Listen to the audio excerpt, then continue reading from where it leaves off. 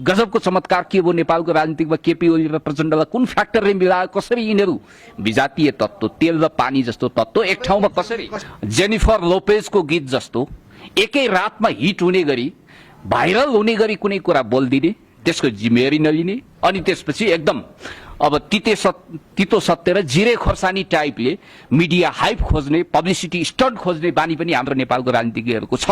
कतिले इन्डियनहरू चाहिँ अहिले के कुरामा एकदम हैरान छन् इन्डियन र पश्चिमा भने यसमा चाइनिज फ्याक्टर हाबी भएछ।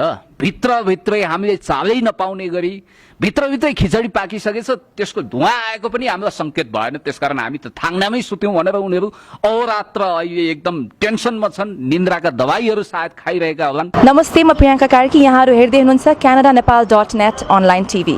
हजुरलाई canadaNepal.net अनलाइन टिभीमा स्वागत छ। धन्यवाद सन्तोषजी। नेपालको एकदमै प्रखर युवा नेताको रूपमा परिचित हुने क्रममा अगाडि बढिनु भएको छ। एउटा मालेको नेकपा मालेको पोलिट ब्युरो सदस्यको रूपमा हुनुहुन्छ, राजनीतिक विश्लेषकको रूपमा हुनुहुन्छ, एउटा भ्रष्टाचारी व्यक्तिको रूपमा तपाईँलाई चिन्न चाहिरहेको छ, मान्छेले चिनाइरहनु भएको छ नि। वास्तवमा कसरी सुरुवात भयो तपाईँको राजनीतिक यात्रा सुभन्दै? धन्यवाद। मेरो राजनीतिक जीवनको विषयमा अलिकति चासो राख्नुभयो, त्यसको निम्ति म आभारी छु। म स्कुल जीवनदेखि नै, होस सम्हालेदेखि नै म राजनीतिमा संलग्न छु। पुरा नामसहित परिचय? हजुर, धन्यवाद। म पुण्य गौतम विश्वास, प्राय आजकल विश्वास लेख्दिनँ, पुण्य गौतम मात्रै लेख्छु।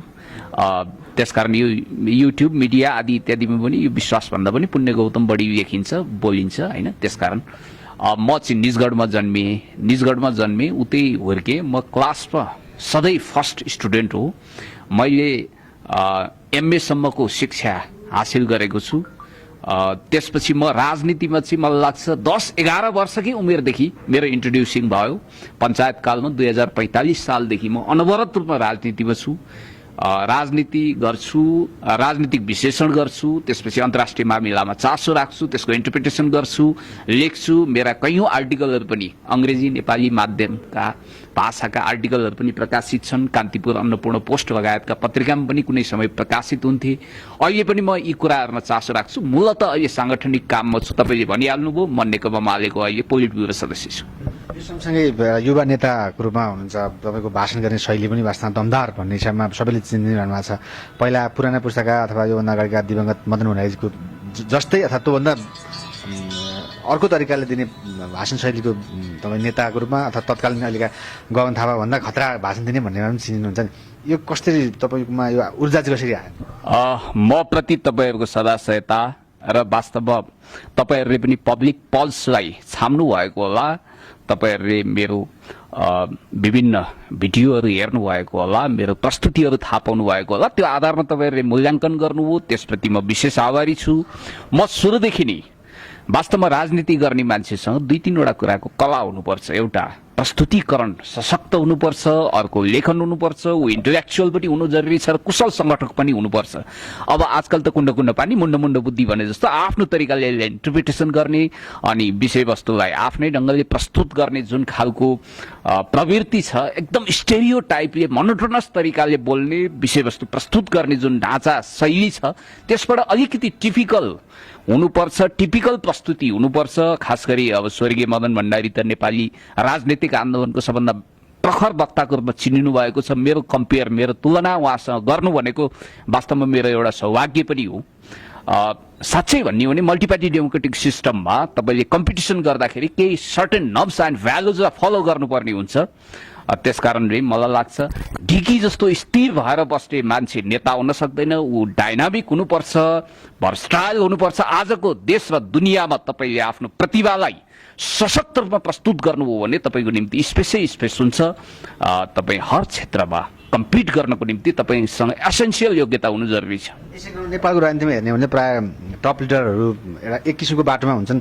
पढाइका हिसाबमा भन्नेमा तपाईँले सम्पूर्ण कुरा पढाइ पनि सिधाइसकेको, आर्टिकल लेख्ने, इङ्ग्लिस नेपाली सबै कुरा गर्ने भनिरहनु भएको छ। त्यो हिसाबमा कसरी सम्भव गराउन सक्नुभयो कि सबै कुरा भर्सटाइल तरिकाले यही उमेरमा? होइन, हेर्नुहोस्, अब मैले आफूलाई हुने बिरुवाको चिल्लो पात हुँ भन्यो भने त्यो एक्जाजरेसन गरेको जस्तो होला, आफ्नो बारेमा अतिशयोक्तिकरण गरेको जस्तो देखिएला। म एकदम ब्रिलियन्ट छु, म एकदम तेज तरार छु, म एकदम बाढभट्टीय शैलीमा आफ्नो विषयवस्तु प्रस्तुत गर्न सक्छु आदि इत्यादि भनेर मैले सेल्फ फ्रेज गर्नु छैन। तपाईँको फलोवर्सहरूले नै भनेर चिनेका हुन्, त्यही कुरा चाहिँ सम्झाउनु पर्यो। तपाईँलाई मैले धन्यवाद भन्न सक्छु यसको निम्ति। अब जहाँसम्म मेहनत जति गर्यो उपलब्धि त्यति हासिल हुन्छ। एकदम कुम्भकर्ण शैलीमा चुपचाप ढिकी जस्तो एक ठाउँमा स्थिर भएर कुनै पनि मान्छेले प्रगति गर्न सक्दैन। प्रगतिको निम्ति तपाईँ रियालिटीमा हिँड्नुपर्छ। साम्यवादको नाममा आजकल केही मान्छेहरू अब बन्जाक्रीको हड्डी अनि स्यालको सिङ होइन यस्ता चिजहरू नागमणी यसको खोजीमा लागे जस्तो, यी मिथकहरूको खोजीमा लागे जस्तो, गौलोचन नागमणी यस्ता चिजहरू को खोजीमा लागे जस्तो देखिएका छन्। वास्तवमा त्यो गर्नु हुँदैन। यथार्थमा जानुपर्छ, यथार्थ विश्लेषण गर्नुपर्छ। हामीले जहिले पनि, मेरो एउटा मान्यता के छ भने अर्को पड्को तेलको धुप टाइपले झारा टार्ने किसिमले कुनै पनि विषयवस्तुलाई लिनु हुँदैन। त्यसलाई गहन रूपमा प्रस्तुत गर्नुपर्छ, विवेचना गर्नुपर्छ, मेहनत गर्नुपर्छ, अध्ययन गर्नुपर्छ, प्रस्तुति तपाईँको दमदार हुनुपर्छ। जनताको बीचमा जाँदाखेरि तपाईँले जहिलेसुकै पनि नवीन विषयहरू लिएर आफ्ना प्रस्तुतिलाई पनि सशक्त बनाएर जानु जरुरी छ। नेता हुनुपर्ने जुन गुण हुन्छ अथवा फिचर भनिन्छ त्यसमा त्यो गुणहरूलाई तपाईँले अगाल्ने क्रममा सशक्त रूपमा मेहनत गरिरहनु भएको छ भन्न सकिन्छ नेपालको कन्टेक्स्टमा पनि भनौँ न। अब हेर्नुहोस्, अब सन्तोष लिनिनाउमा माओ त्से-तुङले एउटा महत्त्वपूर्ण कथन छ माओ त्से-तुङको उहाँले भन्नुभएको थियो सन्तोष नै अध्ययनको शत्रु हो। वास्तवमा अब सन्तोष लिएर चुपचाप बसेर एक ठाउँमा स्थिर भएर पनि बस्नु हुँदैन। तर सन्तोष नलिने, एकदम चञ्चल हुने, हाप र झाप गर्दै उपलब्धिको निम्ति मर्यात्य गरेर कन्दनी कसेर दौडिने प्रवृत्ति पनि ठिक होइन। सन्तोषी सदा सुखी, असन्तोषी सदा दुखी भने जस्तो जहिले पनि प्राप्त उपलब्धिमा सन्तोष गर्ने र थप उपलब्धिको निम्ति स्ट्रगल गर्ने कुरा नि सबभन्दा सान्दर्भिक हुन्छ। मलाई एउटा कुरा निकै सम्झना हुन्छ, नेपोलियन बोनापार्ट भन्ने तपाईँले नाम सुन्नुभएको छ। विश्व राजनीतिका एक पेट्रान व्यक्तित्व जो वायुपंखी घोडा जस्तो इतिहासको तेज रफ्तारमा दौडिनुहुन्थ्यो। उहाँको एउटा स्वीकारोक्ति छ, नेपोलियन बोनापार्ट जहिले पनि के भन्थे भने तपाईँ सपनामा पनि सक्रिय भएर अगाडि बढ्नुहुन्छ भने मात्रै तपाईँ आफ्नो लक्ष्य प्राप्ति गर्न सफल हुनुहुन्छ। यसको मतलब तपाईँको सपना, जपना, विपना सबै आफ्नो लक्ष्यप्रति समर्पित हुनु पर्यो। तपाईँ अहोरात्र आफ्नो एउटा डेस्टिनेसन प्रति स्पष्ट भएर लाग्नुपर्छ। भिजन सुस्पष्ट हुनुपर्छ। तपाईँको दिमागमा कुनै आग्रह पूर्वाग्रह हुनु भएन।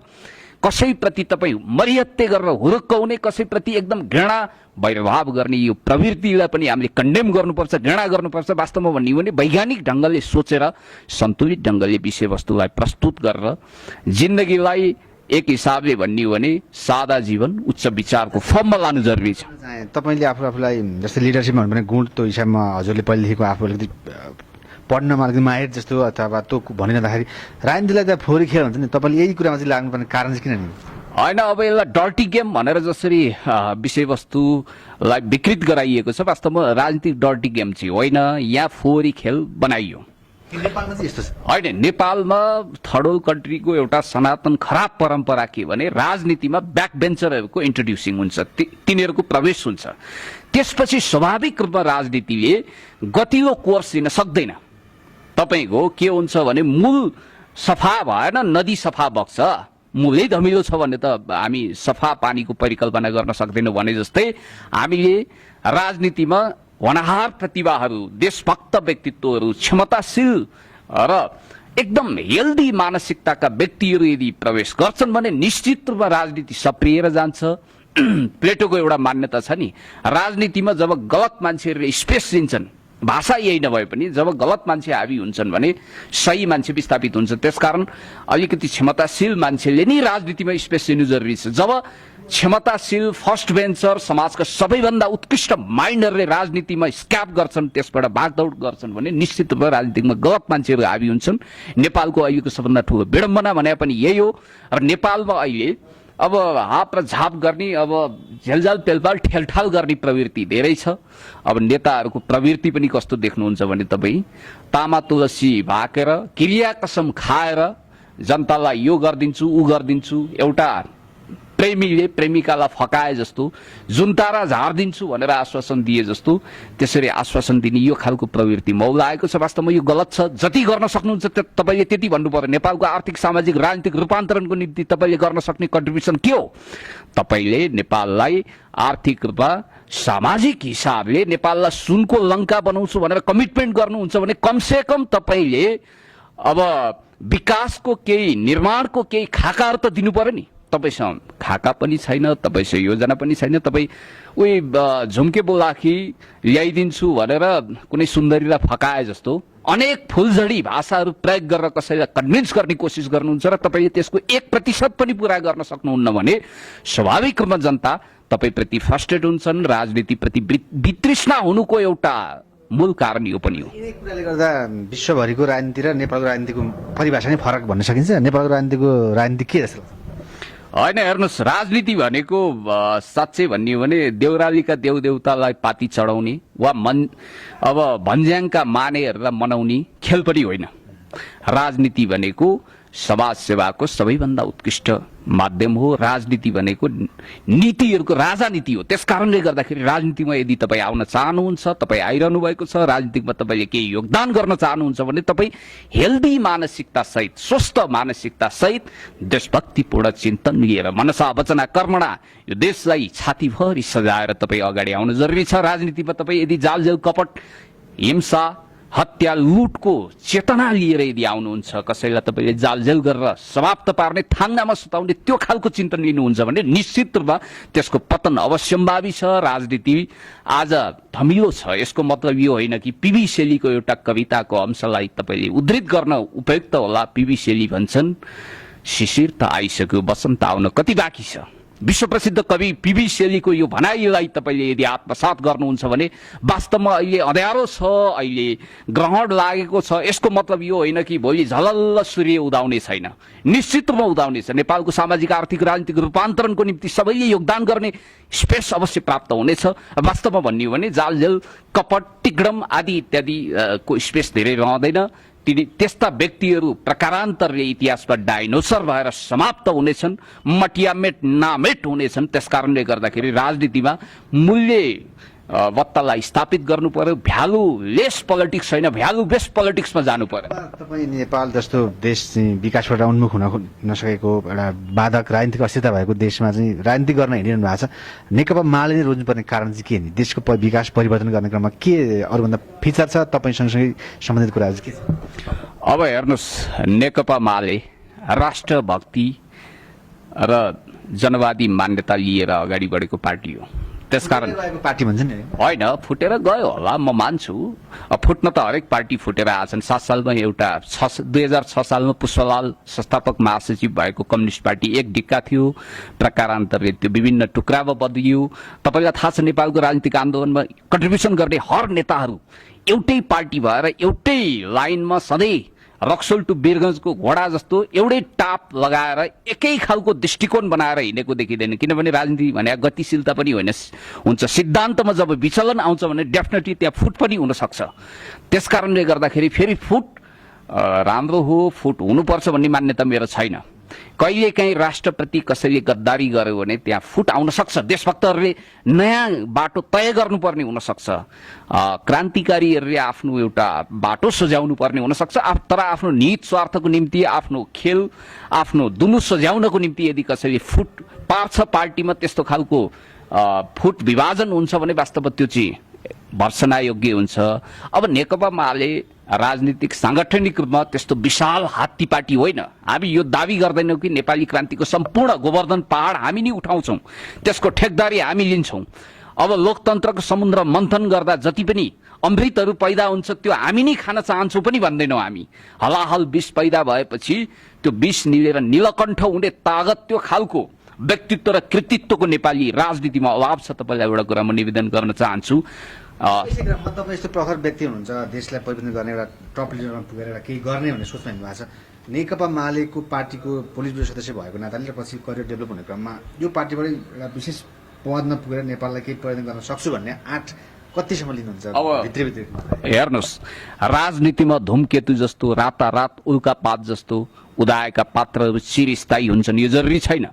तर मलाई एउटा कुरा सम्झना आउँछ, खास गरी पापान्ड्र्यू डाइनेस्टीलाई चुनौती दिएर ग्रिसमा जब एलेक्सिस सिप्रसको उदय भयो, तपाईँलाई थाहा छ, त्यसपछि ग्रिसले एउटा पोलिटिकल प्याराडाइम सिफ्टको कोर्स थियो। त्यतिखेर फ्रान्सिस फुकुयामा जसले after the neocons America at the crossroad जस्तो महत्त्वपूर्ण किताब पनि लेखेका थिए। उनको इन्टरप्रिटेसन के थियो भने उनी फेरि स्यामुअल पी हन्टिङटन स्कुलिङका प्रोडक्सन हो, त्यो स्कुल अफ थटको एउटा फलोअर हो। उनको इन्टरप्रिटेसन के थियो भने वास्तवमा भन्ने हो भने ग्रिसमा जब एउटा बुढा पुस्ता वास्तवमा पुस्तौनी राजतन्त्र जस्तो सत्ता शासनले जब त्यहाँको जनतालाई सफर गर्यो, स्वाभाविक रूपमा जनताले पनि टेस्ट फेर्न चाहे। न्यू जेनेरेसनको 43 इयर्स ओल्डको एलेक्सिस सिप्रसले कसैले चिताइ नसक्नु ढङ्गले, तपाईँलाई थाहा छ, कसैले पनि त्यो अनुमान लगाएका थिएनन्। चाहे इम्यानुएलको कुरा गर्नुहोस्, फ्रान्सको राष्ट्रपति होइन, उनी कसरी आए। त्यसपछि विश्वमा यी जति पनि परिवर्तन भएका छन्, नेपालमा पनि मलाई लाग्छ कसैले नचिताएको, कसैले नसोचेको तरिकाले नयाँ जेनेरेसन आउन सक्छ। नयाँ जेनेरेसनमा पनि देशभक्तिपूर्ण भावना र चिन्तन भएको, त्यो विचार लिएर अगाडि बढ्ने त्यस खालको व्यक्तित्व र कृतित्व भएको राजनीतिकै अगाडि आयो भने डेफिनेटली नेपालको कोर्स करेक्सन हुन्छ, नेपाल शान्ति विकास र स्थिरताको कोर्समा जान सक्छ, नेपालले काँचुली फेर्छ नै, यो आशा गरौँ, आशावादी हुनै पर्छ। काँचुली फेर्ने क्रममा विभिन्न कुराहरू हुन्छ। तपाईँ एउटा राजनीतिक कर्मी विशेष युवाको रूपमा अगाडि बढ्दै हुनुहुन्छ, त्यो सँगसँगै राजनीतिक विशेषज्ञ र अन्तर्राष्ट्रिय मामिलामा पनि विशेष ध्यान दखल राख्ने व्यक्ति भएको नाताले अन्तर्राष्ट्रिय मामलासँग सम्बन्धित कस्तो छ नेपालमा परिवर्तन हुने कुरा, राजनीति चेन्ज हुने कुरा, विकासको कुरा के लाग्छ? अब हेर्नुहोस्, नेपाललाई त वास्तवमै भन्ने हो भने हाम्रा नेताहरूले कुरा नचपाइकन भन्दाखेरि 7 सालपछि जति पनि नेताहरू छन्, जालजल तिकडम गर्ने, षड्यन्त्रमा विश्वास राख्ने, कन्स्पिरेसी थ्योरी बोकेर हिँड्ने, नेपालको शान्ति स्थिरता र विकासमा कन्ट्रिब्युसन दिनुभन्दा आफ्नै झोली भर्ने, आफ्नै दुनो सोझ्याउने यो जुन ढङ्गको प्रवृत्ति छ, यो वास्तवमा भन्ने हो भने स्वार्थी, अवसरवादी, लम्पट प्रवृत्ति हो। यो वास्तवमा चेन्ज भएन भने हामी धेरै ठुलो वास्तवमा नेपाली जनतालाई कुम्बीपाक नर्कमा धकेले जस्तो छ के, एउटा अँध्यारो एकदमै कहाली लाग्दो सुरुङबाट नेपाली राजनीति अगाडि बढिरहेको छ, जसको अगाडि एउटा धिपधिपे दियो जस्तो ब्रतोल्ड ब्रेख्टको भाषामा भन्नुपर्दा जर्मनका एकजना प्रख्यात नाटककार ब्रतोल्ड ब्रेख्ट भन्नुहुन्छ, जहिले पनि अँध्यारोको बीचमा हामी उज्यालोको कुरा गर्नुपर्छ, हामी आशावादी हुनुपर्छ, हामी हाम्रो राष्ट्रप्रति गौरवान्वित हुनुपर्छ, आभारी हुनुपर्छ।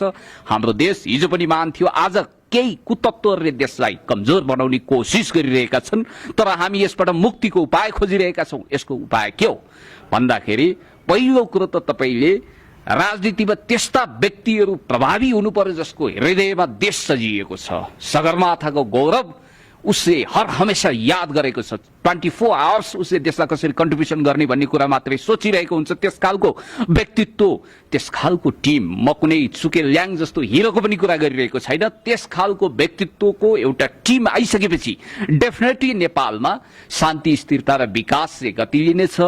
मलाई लाग्छ नेपाल अहिले वास्तवमै भन्ने हो भने त्यो कुम्बीपाक रौरव नर्कबाट मुक्त भएर नेपाल एउटा अत्यन्तै कलकलाउँदो, अत्यन्तै फस्टाउँदो, अत्यन्तै विकास र निर्माणको पथमा जगमगाउँदो देशको रूपमा आफ्नो परिचय बदल्ने क्रममा छ। नेपालमा त्यो विकास हुनेवाला छ। परिचय बदल्ने क्रममा यो शान्ति विकास गर्ने क्रममा जुन तत्कालीन भएको स्थानीय निकायको चुनाव सफल भए, विभिन्न उतार चढाव आए, विभिन्न ठुल्ठुला मान्छेहरूका टप लिडरहरूको नामहरू आए, क्रिटिसाइजहरू आए, के भन्नुहुन्छ, कस्तो लाग्छ यो चुनाव गएको र अब आउँदै गरेको पनि चुनाव छ? फेरि हेर्नुहोस्, अब राजनीति भनेको काँजालस मच्छडी मेरै ढडिया भने जस्तो हुँदैन। राजनीतिमा तपाईँले के हेर्नुपर्छ भने जहिले पनि उठजोगी फड्कार छाला, जता जाला उतै खाला टाइपका मान्छेहरूले हालीमुहाली चलाए, त्यस खालको जोगी व्यक्तित्वले राजनीति सम्हाले भने मात्रै देश बन्छ भन्ने चिन्तन पनि गलत हो।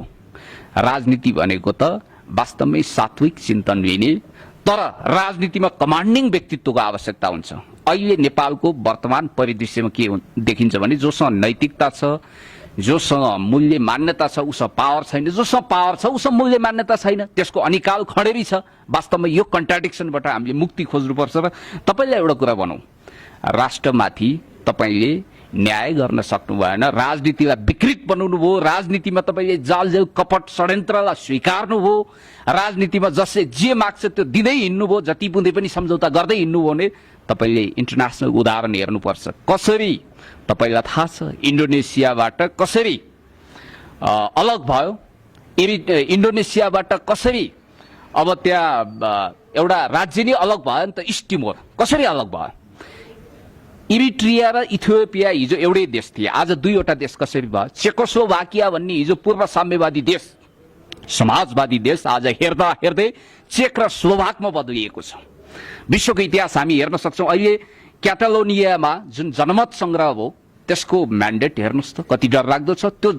त्यो रेफरेन्डमको भर्डिक्ट के छ, त्यसको फैसला के छ भने धेरै त्यहाँको बहुसंख्यक जनताले स्पेनबाट अलग हुन चाहे। कस्तो विडम्बना!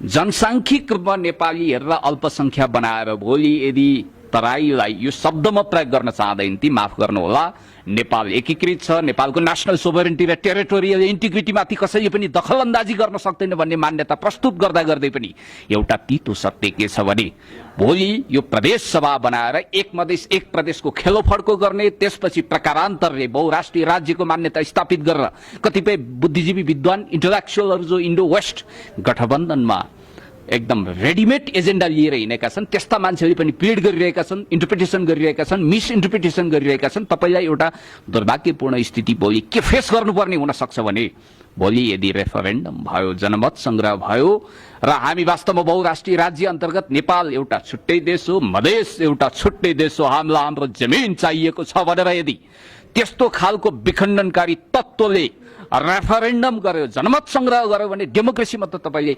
संख्याबललाई मान्यता दिनुपर्ने हुन सक्छ। तपाईँले भोलि सेपरेसनको लाइसेन्स दिनुपर्ने स्थिति आउन सक्छ। त्यसकारणले गर्दाखेरि फुकी हामीले पाइला चाल्नु जरुरी छ। नेपालको नेशनल सोभरेन्टी र टेरिटोरियल इन्टिग्रिटीको विषयमा कहिले पनि हामीले कसैसँग सम्झौता गर्न सक्दैनौँ। नेपालको राष्ट्रिय सुरक्षाको विषयमा हामी कसैसँग पनि कुनै खालको सौदाबाजी गर्न सक्दैनौँ भन्ने खालको चिन्तन बोकेको दरौखरो शासक जबसम्म सिंहदरबारको कुर्सीमा हुने छैन, जबसम्म त्यस खालको लिडरसिप हुने छैन, तबसम्म यो देश अस्थिर सधैँभरि फ्रेजाइल कन्डिसनमा रहन्छ। आशाका किरणहरू त अहिले के देखिएका छन् भने पछिल्लो मत परिणामले विखण्डनकारीहरूलाई निस्तेज गरेको छ, मटियामेट गरेको छैन। उनीहरू अहिले सुतुरमुर्गले टाउको बालुवाभित्र लुकाए जस्तो सुरक्षित कवच खोजिरहेका छन्। सुरक्षा कवच सीके राउत भन्ने पात्र तपाईँले नेपाली राजनीतिकमा समाप्त भयो भनेर यदि इन्टरप्रिटेसन गर्नुहुन्छ भने अहिले गलत हुन्छ। म पनि चाहन्थे सीके राउत जस्तो भस्मासुर व्यक्तित्व नेपाली राजनीतिबाट नामेट भएर जाओस्, उसको हिस्ट्री पनि छैन। तर के गर्नुहुन्छ, यस्ता कुतत्त्वहरू कतिखेर नेपाललाई समाप्त गरौँ, विखण्डन गरौँ भनेर जोखाना हेरेर बसिरहेका छन्।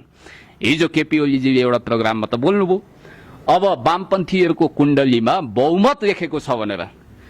ठिक छ, राष्ट्रवादीहरू, वामपन्थीहरू, देशभक्तहरू काँधमा काँध हातमा हात मिलाएर यदि नेपालको शान्ति स्थिरता र विकासको निम्ति कन्ट्रिब्युसन गर्नको निम्ति वास्तवमै आफ्ना स्वार्थहरू व्यक्तिगत आफ्ना खेलोफड्कोहरूलाई थाती राखेर यदि अगाडि बढ्न चाहनुहुन्छ भने यसलाई मखमलीको गलैँचा ओछ्याएर, मखमलको गलैँचा ओछ्याएर वेलकम गरौँ, स्वागत गरौँ।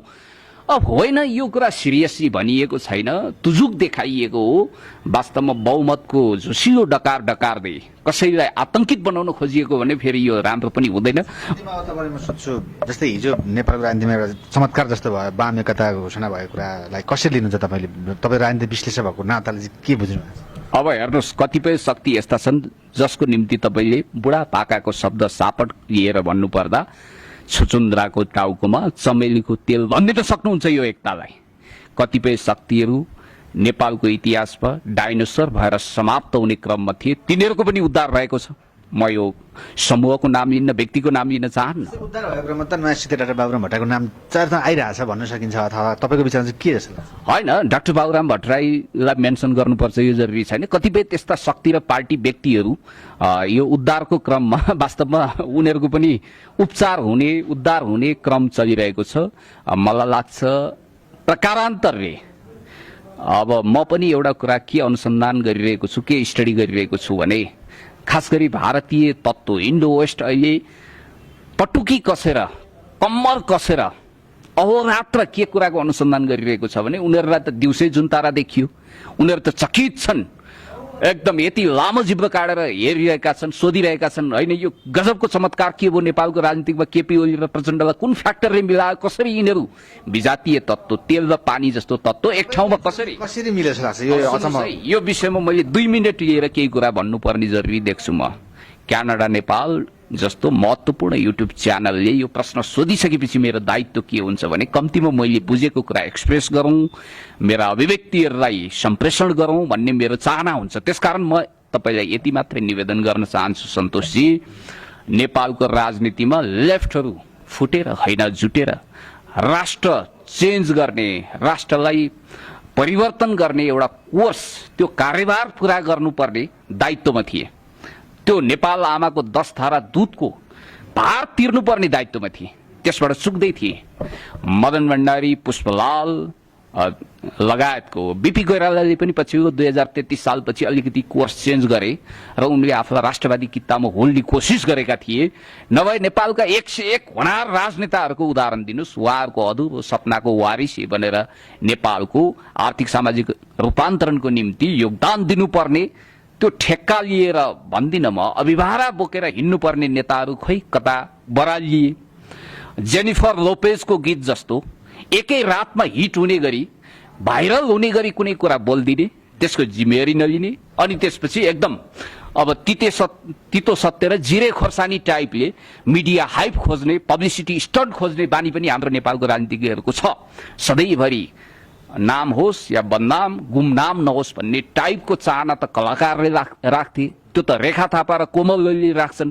त्यस्तो चाहना रेखा थापा, कोमल ओली टाइपको व्यक्तिहरूको, कलाकारहरूको जुन चाहना छ, त्यो चाहनाको प्रतिनिधि पात्र, त्यस्तो खालको चाहनालाई बोकेर हिँड्ने पात्र भनेको चाहिँ नेपाली राजनीतिका प्रमुख लिडरहरू देखिए भने त्योभन्दा ठुलो विडम्बना केही पनि हुँदैन। किनभने राजनीति भनेको तातै खाउँ जल्दी मरौँ जस्तो विषय होइन।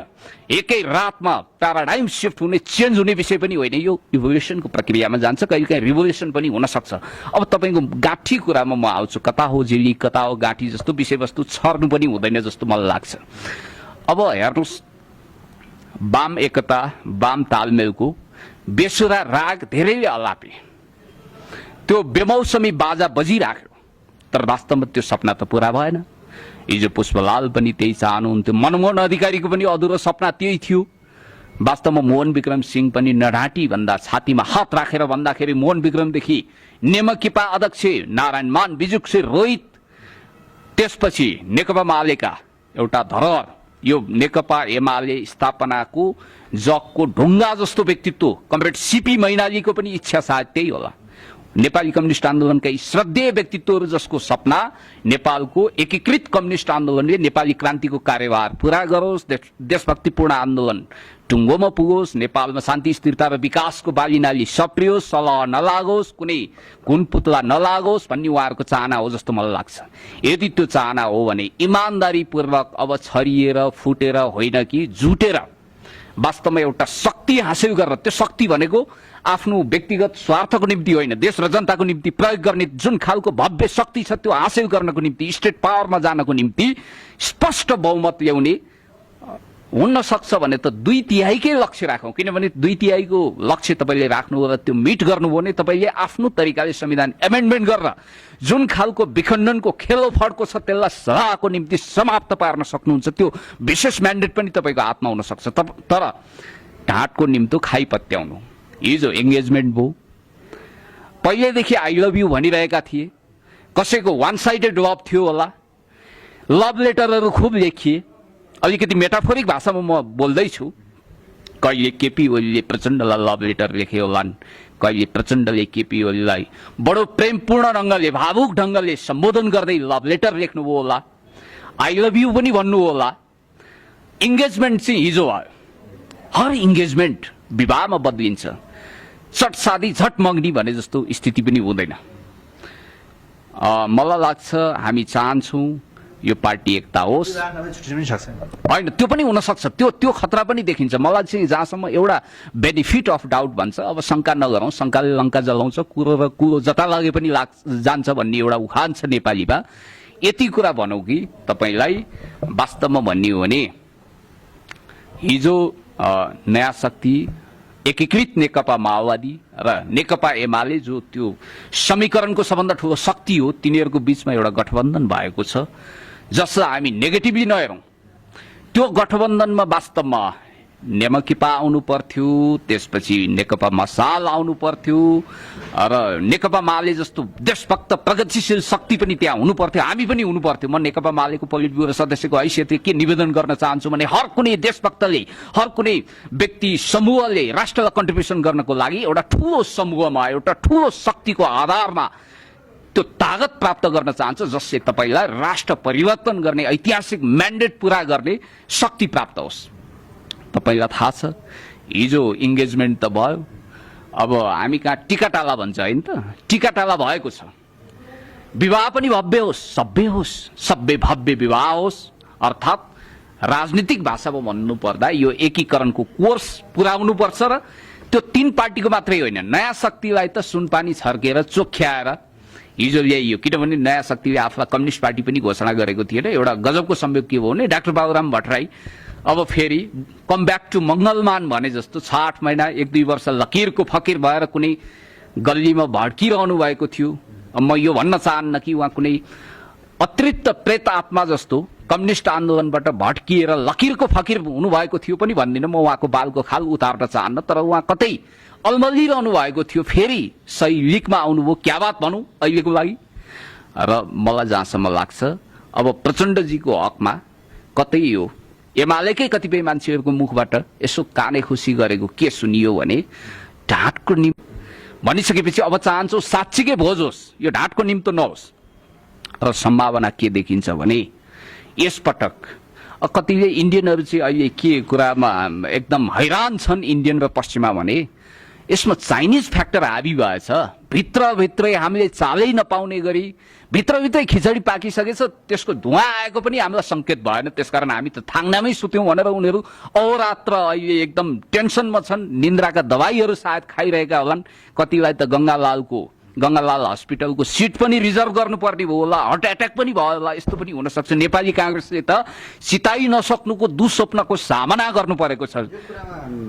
प्रचण्डजी एकदम चलाख हो र शेरबहादुरजीलाई एकदमै अब मलाई चाहिँ के लाग्छ भने अब कतिपयले प्रचण्ड जस्तो माहिर चलाख व्यक्ति नेपालको राजनीतिमा कोही पनि छैन भनेर इन्टरप्रिटेसन गरिरहेका छन्, व्याख्या विश्लेषण गरिरहेका छन्। मेरो विचारमा भन्यो भने प्रचण्डलाई तपाईँ कति चलाख भन्नुहुन्छ? राजनीतिमा चलाखीको परिभाषा अलिकति फरक हुन्छ। मैले होस सम्हालेदेखि चलाखीलाई फरक ढङ्गले बुझेको छु। राजनीतिक चलाखी भनेको आफूलाई माइनस गरेर आफ्नो पार्टीलाई प्लस गराउन सक्नु, आफूलाई सीमान्तकृत गराएर मार्जिनलाइज गराएर गुमनाम गराएर पार्टीलाई चम्काउन सक्नु, पार्टीलाई सूर्य जस्तै चम्चमाउँदो चम्किलो बनाउन सक्नु नि त्यो राजनेताको खास बुद्धि, खास हैसियत र चलाखी हो। त्यो अर्थमा हेर्दा प्रचण्ड भन्दा केपी ओली कता हो कता चलाख व्यक्ति हुन्। किन भन्नु न, अब हिजो एमालेलाई पित बिनाको लोटा भन्थे, साँच्चै यो आरोप उसले खेपेकै हो। थर्ड जेन्डर पनि भने, ट्रान्सजेन्डर पनि भने। डाक्टर बाबुराम भट्टराई खुदै जीवित हुनुहुन्छ, उहाँले नि भन्नुभएको थियो। आज एमाले त्यो उपमा वास्तवमै त्यो उपमाको त्यो ट्यागको बोझ भिरेर हिँड्नु परेको छैन नि। एमाले त्यसबाट मुक्त छ। अहिले एमाले अलिकति राष्ट्रियताको अडान भएको पार्टी भनेर चोक चौतारोमा चियागफ हुने गर्छ। केपी ओलीलाई खास गरी त्यसको ठुलो क्रेडिट उनको खातामा गएको छ। तपाईलाई थाहा छ प्रचण्डजी चलाख कुन मामिलामा हो भने आफ्नो सत्ताको निम्ति, आफ्नो दुनु सजाउनको निम्ति चाहिँ उहाँले Guinness book of the world रेकर्डमै नाम लेखाउन योग्य हुनुहुन्छ। किनभने उहाँ जतिको माहिर मान्छे कसरी सत्तामा पुग्ने, सायद उहाँलाई टक्कर दिन शेरबहादुर देउवाले पनि अब सक्नुहुन्न होला। उहाँको यो जुन एकदमै खेलोफडको कनिङनेस भन्छु म, त्यसलाई चुनौती दिन, त्यसको बयान गर्न हजार जिब्रा भएका शेषनागले पनि सक्नेवाला छैनन्। किनभने प्रचण्ड भनेको प्रचण्ड हुन्, उग्रचण्ड हुन्। त्यसकारण उनले के गर्छन् भन्ने कुरो स्वयं प्रचण्डलाई नै थाहा नहुन सक्छ, सीता दाहाललाई थाहा नहुन सक्छ। उनी अनप्रेडिक्टेबल लिडर हुन्, नेपाली राजनीतिको सबभन्दा बढी एकदमै मोस्ट मिस्टेरियस पर्सन पनि हुन्। प्रचण्डजीको चलाखी यदि पार्टी र देश र जनताको पक्षमा हुन्थ्यो भने अहिले हेर्नुहोस् नेपाल सुनको लङ्का बनिसक्थ्यो, नेपालले शान्ति स्थिरता र विकासको कोर्स प्राप्त गरिसक्थ्यो, नेपाल एउटा फल्दो फस्टाउँदो फुल्दो कन्ट्रीको रूपमा गुलाब जस्तै चम्चमाइरहेको हुन्थ्यो। र तपाईँ राजनीति विशेष भएको नाताले केपी ओलीजीले त्यस्तो मजाले गाली गरिरहनु त प्रचण्डजी र बाबुराम दुईटालाई अहिले सँग ल्याउनु, यो कुरा कस्तो छक्क लाग्दो लाग्छ दास्दै भन्दा के लाग्छ? अब हेर्नुहोस्, हाम्रो आज यो मजाको बातचित भयो, यसलाई तपाईँहरूले फुल टेक्सै हाल्नु होला, दर्शकले यसमा इन्जोय गर्नुहुन्छ। सन्तोषजी, मलाई लाग्छ केपी ओलीको चाहिँ तित्राको मुखै बैरी भने जस्तो उहाँले कहिलेकाहीँ तितो पिरो पोख्नुहुन्छ। काँक्रो पहिला खाँदा अलिकति तितो तितो हुन्छ नि, खाँदै जानुहोस् कति मिठो हुन्छ। निम तपाईँले कहिले गुलियो पाउनुहुन्न। सुगर कोटेड चिज, सुगरको बिरामीले गुलियो खायो भने उसको हालत के होला? निम त औषधि हो। त्यस्तै तितो कुरा बोल्ने तर मन ओखर जस्तो क्या, बाहिर एकदम कठोर भित्र कमल हो। त्यस खालको व्यक्तित्व हो कि भनेर समाजले अध्ययन गरिरहेको छ। किनभने उहाँलाई हिजोसम्म गुट चलाउने संकीर्ण रिजिड खालको व्यक्तिको रूपमा जसले हेरेका थिए, आज के भन्न थालेका थिए भने वास्तवमै केपी ओलीले यदि यो ड्रामा गरेका होइनन्, उनी कलाकार होइनन्, प्रचण्डको जस्तै कलाकारिता गरेको होइनन्, छलछाम गरेको होइनन्, साँच्चै नै उनी एकताको पक्षमा दरोखरो उभिएका हुन् भने केपी ओलीको भन्दा ठूलो छाती मदन भण्डारी पछि, मनमोहन पछि ठूलो छाती केपीकै हो भनिरहेका छन् मान्छेहरू। मैले यो कुरा इम्प्रेसन रोकाउनु जरुरी पनि छैन। हेर्नुहोस्, वास्तवमै भन्ने हो भने अब मैले तुलना गर्दाखेरि चाहिँ केपी ओली र प्रचण्डको तुलना अहिले हुँदैन। किन हुँदैन भने प्रचण्ड भनेको आफ्नो लागि आफ्नो दुनु सज्याउन, आफ्नो बन्दोबस्त गर्न, आफ्ना वैभव, आफ्नो ऐश आरामको निम्ति सबैभन्दा बाठो हुन्। प्रचण्ड साँच्चैकै राजनीतिक रूपमा बाठो हुन्थे भने उनको पार्टी पनि दिन दुगुना रात चौगुना फस्टाएर जान्थ्यो। उनले बहुमत, प्रचण्ड आफ्नो नाम जस्तै प्रचण्ड बहुमत हुँदै 2/3 दिशा समात्थे। अरू पार्टीहरू टाक्सिएर सुकेर सुकेनास आएर समाप्त हुन्थे। अब प्रचण्ड यदि चलाक हुन्थे भने यो देश आज यस्तो हुन्थ्यो। अन्तिममा रमाइलो कुरा, यो पार्टीगत हुनुभन्दा अगाडि ठ्याक्कै जस्तै कोमल ओली केपी ओलीको पार्टीमा जाँदा चाहिँ तपाईँले कसरी लिन्छ, कसरी लप परेको जस्तो लाग्छ तपाईँको अहिलेको भाषा अनुसार कुरा गर्दा? अब हेर्नुहोस्, कोमल ओलीको एउटा चर्चित गीत छ, पहिला जान पाम, होइन? अब यो भाका सापट लिएर भन्दा केपी ओलीको पार्टीमा उहाँ आउनुभएको छ। केपी ओलीको पार्टी होइन, सोध्छ न, किनभने उहाँ कलाकार हो, अभिनय। जब उहाँलाई अब कलाकारहरूले जब स्टेज पाउँदैन, जब उसले नाच्ने गाउने फोरम पाउँदैन, मञ्च पाउँदैन भने स्वाभाविक रूपमा मञ्च खोज्दै चार्ने उसको बानी पनि हुन्छ। अब उसलाई जसले असाइनमेन्ट दिन्छ, जसले उसलाई सिग्नेचर गराउँछ, जसले नयाँ प्रोजेक्ट दिन्छ, त्यतै जानी हो। जसो जसो बाहुन बाजे उसै उसै स्वाहा भने जस्तो कोमल ओलीजी जता कापल पाक्यो त्यतै चरी नाच्यो टाइपले यदि एमाले गएकी होइनन् वा हुन्, यो विषय परीक्षणमा छ। अब मलाई जहाँसम्म लाग्छ उनी कलाकार मान्छे हुन्, उनी अब राजनीतिक प्राणी होइनन्। न्युजमा आइसक्यो एमालेबाट प्रत्यक्षमा चाहिँ चुनावकै लागि आइसक्यो सिफारिस। ठिकै छ, उहाँका महत्वाकांक्षाहरू पनि छताछुल्ल छ, अखबारका पानाहरू रङ्गिएका छन्, तपाईँको मिडियामा पनि हामीले हेरिरहेका छौँ। उहाँको अब स्वर सुमधुर छ अरे भन्छन्। अनि त्यसपछि तर म चाहन्छु कि उहाँले फेरि एमालेमा आएर, राप्रपामा त उहाँले पहिला जान पाम भन्ने गीत गाउनुभयो र त्यसलाई साकार पनि गर्नुभयो, रेडियो नेपालको जाहेर छोड्नुभयो। अब नेकपा एमालेमा आइसकेपछि पहिला जान पाम भन्ने गीत फेरि गाउनुहुन्न भन्ने आशा गरौँ। क्यानाडा नेपाल जस्तो महत्त्वपूर्ण युट्युब च्यानल जसले मलाई मेरो अभिव्यक्ति सम्प्रेषण गर्ने मौका दियो, मैले आफ्ना विषयवस्तुहरूलाई निर्धक्कसँग मन खोलेर फोक्सोवा हावा भरिने गरी यहाँहरू समक्ष राख्ने मौका पाएँ। मैले जे इन्टरप्रिटेसन गरेँ वास्तवमा त्यो मैले आफ्नो कन्साइन्सले जज गरेको कुरा यहाँहरूसँग क्याटेगोरिकली राखेको हुँ। यसमा मैले कुनै लप्पन छप्पन गरेको छैन, जालझेल कपट छैन। मैले विशुद्ध हृदयको स्पन्दनलाई मैले ओकलेको हुँ। सन्तोषजी, तपाईँ जस्तो प्रख्यात सञ्चारकर्मी, तपाईँहरूको यो क्यानाडा नेपाल अनलाइन जो लिडिङ मिडिया हो अहिले वास्तवमा युट्युबको दुनियाँमा यसले तहल्का बचाइरहेको छ, तपाईँहरूलाई पनि हार्दिक शुभकामना, धन्यवाद। म अब बडा दशैं अहिले पनि चलिरहेको छ, पूर्णिमा आइरहेको छ। म बडा दशैंको उपलक्ष्यमा शुभकामना पनि भन्न चाहन्छु। आगामी चाडबाडहरू, तिहार लगायत छठ, सबैको उपलक्ष्यमा नेपाली जनताको सुख शान्ति समृद्धिको कामना गर्दै तपाईँहरूको पनि उत्तरोत्तर प्रगतिको कामना गर्छु। तपाईँहरू अगाडि बढ्नुहोस्, चम्किनुहोस्। देश र जनताको निम्ति तपाईँको मिडिया पनि राष्ट्रियताको पहरेदार जस्तो भएर अगाडि बढोस्। विश्वभरि छरिएर रहेका एनआरएनहरूको पनि उन्नति र प्रगति म चाहन्छु। तपाईँलाई धन्यवाद भन्न चाहन्छु। Thank you so much.